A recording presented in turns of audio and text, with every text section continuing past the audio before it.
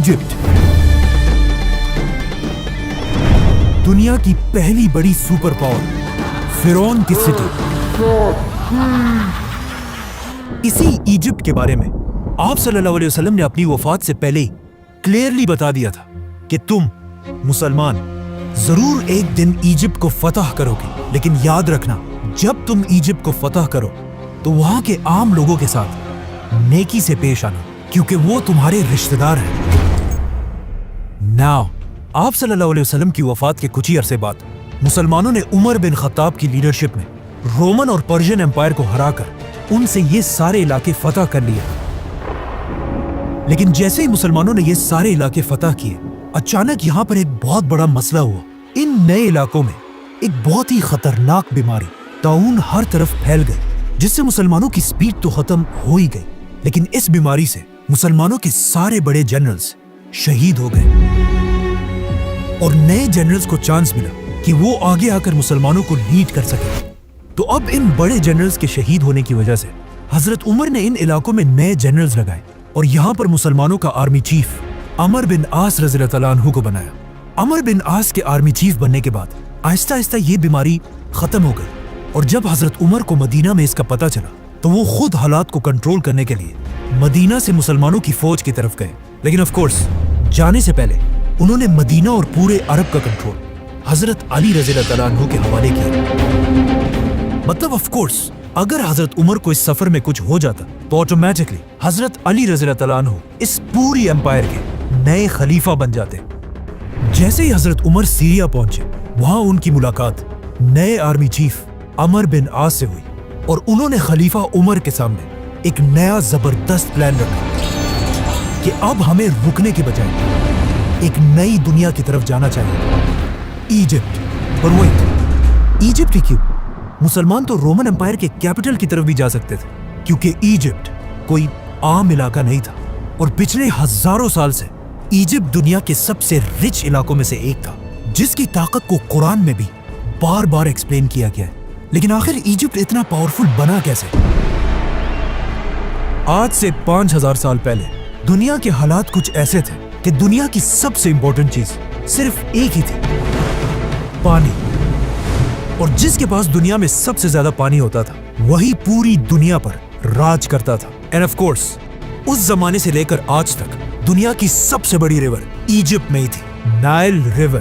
اور آہستہ آہستہ اسی دریا کے پانی کی طاقت کی وجہ سے پوری دنیا سے لوگ ایجپٹ میں آ کر آباد ہونے لگے، جس کی وجہ سے ایجپٹ دنیا کا سب سے طاقتور علاقہ بنا، اور یہاں کے لوگ دنیا کے سب سے رچ لوگ بنے. جس کے بعد انہی لوگوں میں سے ایک آدمی کھڑا ہوا، کنگ نارمر، جس نے پورے ایجپٹ کو یونائٹ کر کے یہاں پر دنیا کی سب سے پہلی بادشاہت بنائی. بٹ ویٹ، یہ تو 5000 سال پرانی کہانیاں ہے، تو آج ہمیں اس سب کا کیسے پتہ ہے؟ ان 2 ٹیبلٹس کو غور سے دیکھیں.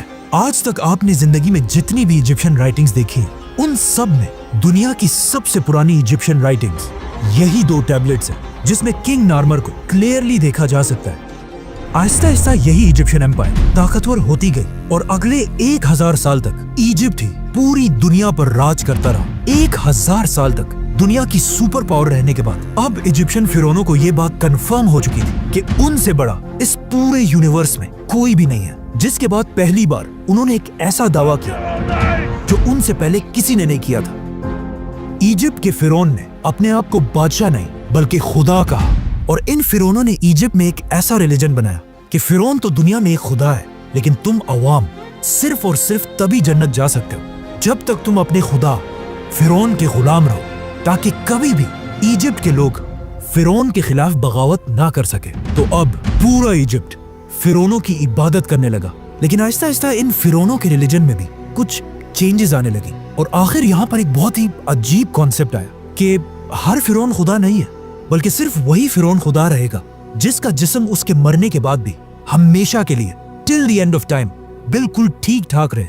تو اب ان فرعونوں کی آپس میں ایک ریس سٹارٹ ہوئی کہ کون اپنے جسم کو ہمیشہ کے لیے سیف رکھ سکتا ہے.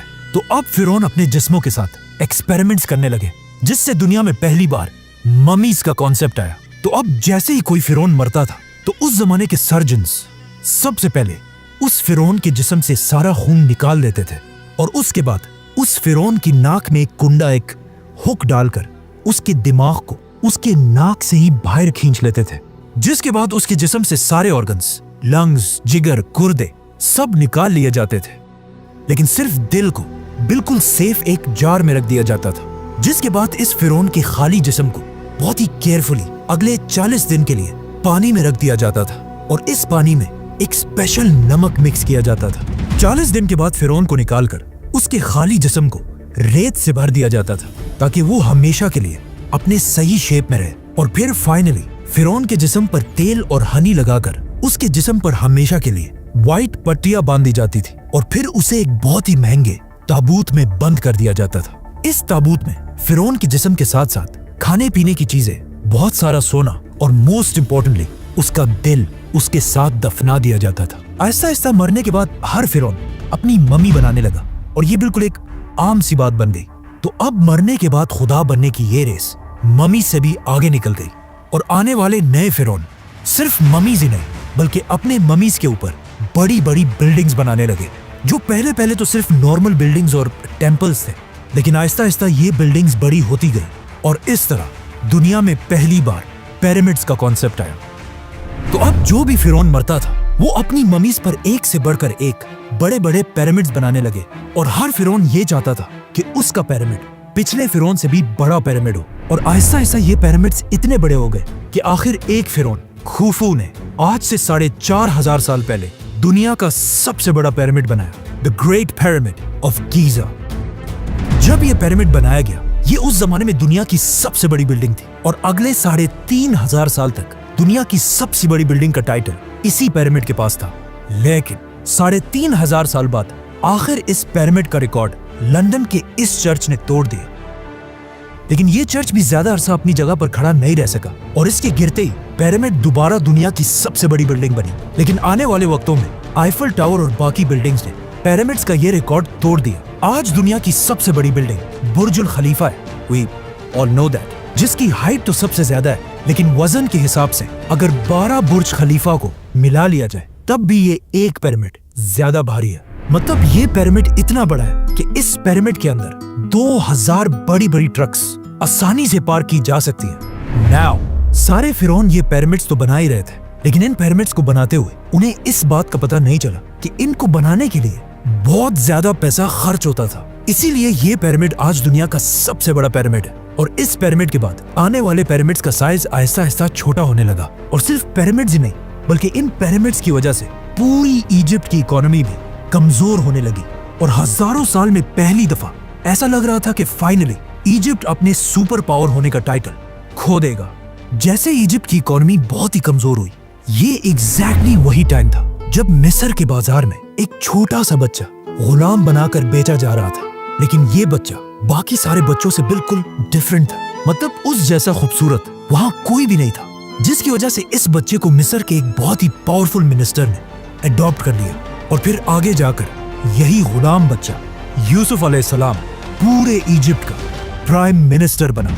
यूसुफ अलैहिस्सलाम ने बादशाह के साथ मिलकर इजिप्ट की पूरी इकोनॉमी को कंट्रोल किया, और वो इजिप्ट जो इससे पहले बिल्कुल टूटने वाला था, दोबारा उसे एक सुपर पावर बनाया। लेकिन उनकी वफात के बाद यूसुफ अलैहिस्सलाम और उनके भाइयों की औलाद बनी इसराइल यही इजिप्ट में रहने लगे, और कुछ ही अरसे में इजिप्ट के सबसे पावरफुल लोग बन गए। लेकिन जैसे ही बनी इसराइल अपनी ताकत की पीक तक पहुंचे, अचानक इजिप्ट में दो बड़ी ताकतों के दरमियान एक बहुत बड़ी जंग शुरू हुई, जिसमें एक नए फिरौन ने आकर पुराने खानदान को खत्म कर दिया और इजिप्ट में एक नई बादशाहत बनाई। इस नए फिरौन ने इजिप्ट के पुराने सारे रूल्स को तोड़कर एक नया निजाम बनाया, जिसमें सबसे इंपॉर्टेंट रूल ये था कि आज के बाद बाहर से आए हुए लोगों को इजिप्ट में बिल्कुल भी बर्दाश्त नहीं किया जाएगा। जिसके बाद ऑफ कोर्स बनी इसराइल पर इजिप्ट में बहुत सख्त जुल्म किया जाने लगा, जिस तरह आज भी अमेरिका के नए सदर डोनाल्ड ट्रंप ने आते ही I will declare a national emergency at our southern border. बिल्कुल उसी तरह अमेरिका से इमिग्रेंट्स को निकालने का प्लान बनाया है। अब इजिप्ट के सारे बनी इसराइल को नए फिरौन ने आते ही बनी इसराइल के सारे कारोबार बंद कर दिए और उन्हें अपना गुलाम बना दिया, और इसी तरह अगले 400 साल तक बनी इसराइल इजिप्ट के लोगों के गुलाम रहे। लेकिन इन 400 सालों में बनी इसराइल के दिलों में सिर्फ एक ही उम्मीद थी कि एक दिन जरूर उनका एक पैगंबर आएगा जो उन्हें इस सख्त गुलामी से निकालकर आजाद कर देगा।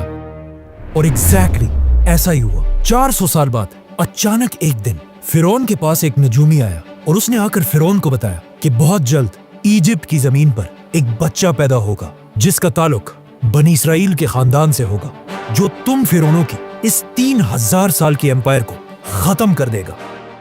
यह सुनकर फिरौन बिल्कुल हैरान रह गया और उसने फौरन हुक्म दिया कि बनी इसराइल में आज के बाद जो भी लड़का पैदा होगा उसको पैदा होते ही मार दिया जाए। जिसके बाद उसके सोल्जर्स हर घर में जाकर माओं से बच्चे छीनकर उनको मारने लगे, लेकिन जिस बच्चे को वो असल में ढूंढ रहे थे, मूसा अलैहिस्सलाम, वो उनके हाथ ना आ सका, उसे वो मार नहीं सके, बल्कि इस बच्चे को फिरौन अपने ही घर में पालने लगा। यहाँ से आगे जो हुआ वो हम सबको बताए। मतलब मूसा अलैहिस्सलाम ने पैगंबर बनने के बाद फिरौन के सामने आकर एक ही डिमांड रखी कि मेरे खानदान बनी इसराइल को गुलामी से आजाद कर दिया जाए। और बहुत सारे मिरेकल्स के बाद आखिर फिरौन ने उनकी बात मान ली और बनी इसराइल को आजाद करके इजिप्ट से निकलने की इजाजत दे दी। जिसके बाद बनी इसराइल के 6 लाख लोग एक ही रात में 400 साल के बाद इजिप्ट को छोड़कर फलस्तीन की तरफ रवाना हुए। लेकिन अचानक पता नहीं ऐसा क्या हुआ कि उस वक्त के फिरौन रैमसेस ने बनी इसराइल को इजाजत देने के बाद भी अपना किया हुआ वादा तोड़ दिया और अपनी पूरी फौज को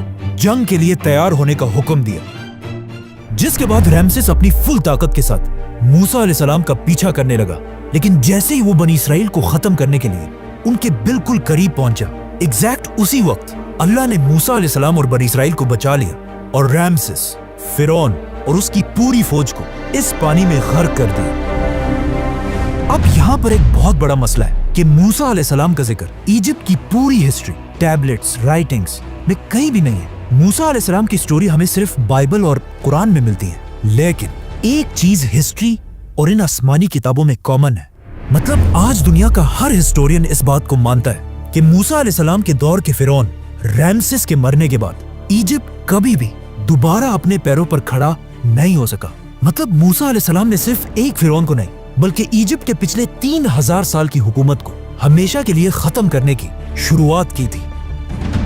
रैमसेस इजिप्ट का आखिरी बड़ा फिरौन था जिसने अपने आप को और अपनी पूरी फौज को अपने गुरूर की वजह से खत्म कर दिया था। जिसके बाद पूरी दुनिया को यह समझ आ गई कि फिरौन कोई खुदा नहीं बल्कि सिर्फ एक आम इंसान है। जिसके बाद यहाँ से पहली दफा इजिप्ट अपना सुपर पावर का टाइटल आहिस्ता आहिस्ता खोने लगा और यहाँ के हालात इतने खराब हुए कि आज तक इस दौर को डार्क एजेस के नाम से याद किया जाता है।